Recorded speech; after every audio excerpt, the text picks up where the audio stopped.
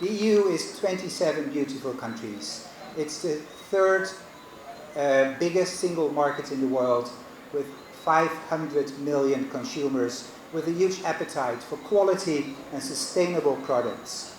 The corporate sector in Europe is as diverse as its countries, from pharma and high-tech agriculture to world-leading electronic chip production.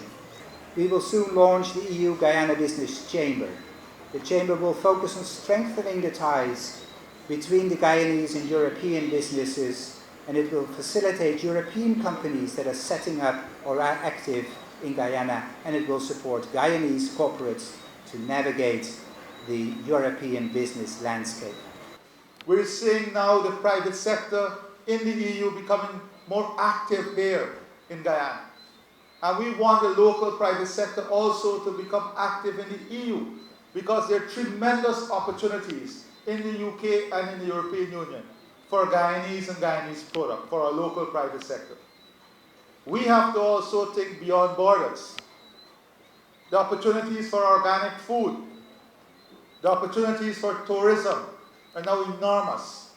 We have been able now to move a step closer in solving our transportation gap with a flight out of the UK. Now, I know the UK took a step away, but it is still an important part of what the EU represents.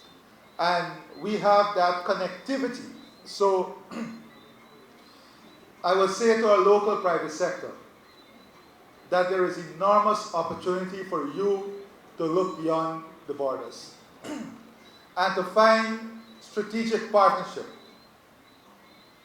To look at strategic partnership not only in the oil and gas sector. Questions that came to me and CEOs from across the EU came to me to discuss food security, agricultural investment, to discuss their participation in climate and environmental services, in supporting the health and education sector,